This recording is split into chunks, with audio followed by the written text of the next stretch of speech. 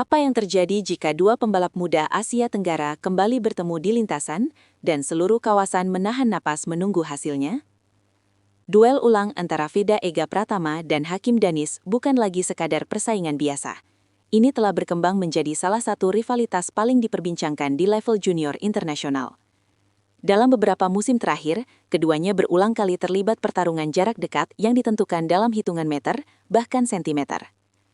Bagi publik Indonesia dan Malaysia, setiap pertemuan mereka selalu membawa beban emosional yang besar. Veda dikenal sebagai pembalap yang agresif, berani mengambil celah sempit, dan tak ragu menyerang di lap terakhir. Sementara Hakim tampil lebih tenang, presisi, dan sering memanfaatkan kesalahan kecil lawannya.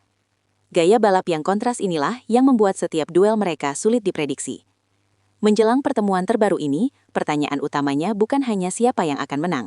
Yang jauh lebih menarik adalah siapa yang benar-benar lebih siap secara mental, teknis, dan karir untuk naik ke level berikutnya. Karena di balik satu balapan, ada masa depan yang sedang dipertaruhkan. Tapi untuk memahami ketegangan ini sepenuhnya, kita perlu mundur sedikit ke awal mula rivalitas mereka. Transisi. Tapi kisah mereka tidak dimulai dari satu balapan saja. Rivalitas besar jarang lahir dari satu momen. Biasanya ia tumbuh perlahan, balapan demi balapan. Veda Ega Pratama dan Hakim Danis mulai sering bertemu sejak keduanya aktif di ajang pengembangan pembalap muda. Mereka berasal dari program berbeda dengan latar belakang pembinaan yang juga tidak sama. Veda tumbuh lewat jalur balap nasional Indonesia sebelum menembus kompetisi regional dan internasional.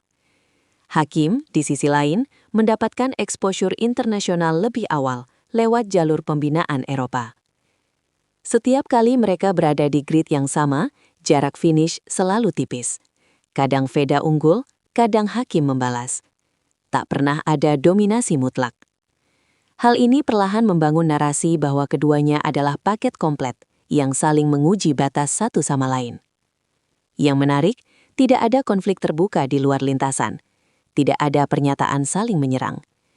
Namun bahasa tubuh mereka di Parc Fermé, sorotan kamera ke padok, dan reaksi tim masing-masing cukup menunjukkan bahwa ini bukan persaingan biasa. Dan semua itu akhirnya meledak dalam satu balapan yang kini dianggap sebagai titik balik hubungan kompetitif mereka. Satu tikungan terakhir, dua motor sejajar, dan satu hasil yang langsung memicu perdebatan panjang. Dalam salah satu balapan paling dikenang, Veda dan Hakim memasuki lap terakhir dalam posisi hampir imbang. Veda memimpin lebih dulu, namun Hakim menemukan celah di sektor akhir lintasan. Keduanya keluar dari tikungan terakhir berdampingan dan garis finish menjadi penentu. Hakim melintasi garis lebih dulu dengan selisih yang nyaris tak terlihat oleh mata telanjang. Reaksi penonton terbelah. Ada yang memuji ketepatan waktunya, ada yang menyebut Veda terlalu berani mengambil jalur sempit. Setelah balapan, Hakim menyampaikan bahwa ia hanya menjalankan strategi tim dan memanfaatkan satu kesalahan kecil lawannya. Veda, di sisi lain, menyebut duel itu sebagai bagian dari balap murni dan menegaskan tidak ada penyesalan atas cara ia bertarung. Momen ini bukan hanya soal siapa menang dan siapa kalah. Ini mengubah cara publik memandang rivalitas mereka.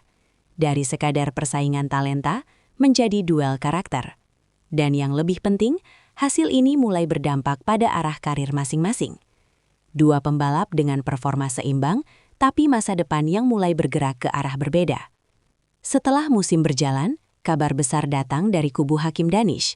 Ia mendapatkan kepastian kontrak untuk naik ke kelas Moto3 resmi, sebuah langkah besar yang menandakan kepercayaan tinggi dari tim dan sponsor. Ini bukan hanya soal naik kelas, tapi juga tentang akses ke motor, teknisi, dan program pengembangan yang jauh lebih matang. Sementara itu, situasi Veda masih berada dalam tahap evaluasi.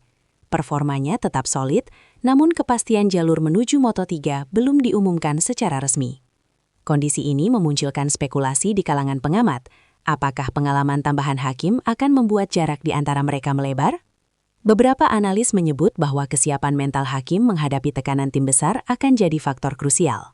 Di sisi lain, banyak juga yang percaya bahwa posisi underdog justru bisa menjadi bahan bakar motivasi terbesar bagi Veda.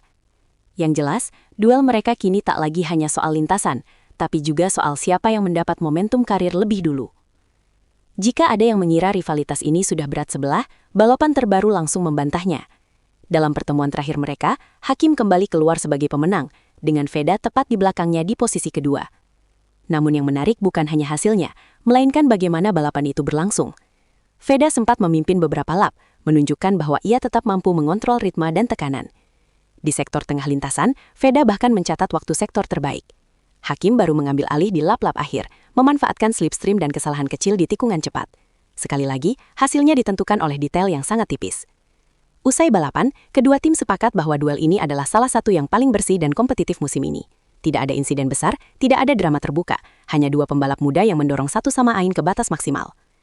Dan justru karena itulah pertanyaan besarnya semakin kuat, siapa yang sebenarnya lebih siap untuk langkah berikutnya? Di atas kertas, Hakim unggul. Di lintasan, Veda belum menyerah sedikit pun. Jika menilai dari jalur karir, Hakim saat ini berada di posisi yang lebih aman. Kontrak Moto3 memberinya stabilitas, exposure global, dan pengalaman teknis tingkat tinggi. Jika duel Veda dan Hakim terasa seperti cerita utama musim ini, satu nama lain diam-diam mulai mengubah seluruh peta persaingan. Selama ini, sorotan publik memang terfokus pada rivalitas Veda Ega Pratama dan Hakim Danish. Keduanya telah membangun narasi panjang tentang duel lintasan, perbedaan jalur karir, dan pertarungan mental yang terus berulang. Namun musim ini memperkenalkan satu variabel baru yang tidak bisa diabaikan, rookie bernama Uriarte. Sebagai pendatang baru, Uriarte tampil tanpa beban ekspektasi besar. Justru itulah yang membuat performanya menarik. Dalam beberapa balapan, ia mampu menempel grup depan, mencatat waktu lap kompetitif, dan menunjukkan kedewasaan balap yang jarang dimiliki rookie. Meski belum konsisten meraih podium, kehadirannya jelas mengganggu keseimbangan duel klasik Veda versus Hakim. Bagi Hakim, tantangan kini bukan hanya menjaga keunggulan atas Veda, tetapi juga mengantisipasi tekanan dari pembalap baru yang tidak bisa diprediksi polanya. Sementara bagi Veda, Uriarte bisa menjadi sekutu tak langsung, sosok yang berpotensi memecah konsentrasi Hakim di momen krusial. Dengan kata lain, persaingan ini tak lagi berbentuk garis lurus dua arah. Ia telah berkembang menjadi segitiga kompetisi, di mana satu hasil balapan bisa mengubah seluruh narasi musim.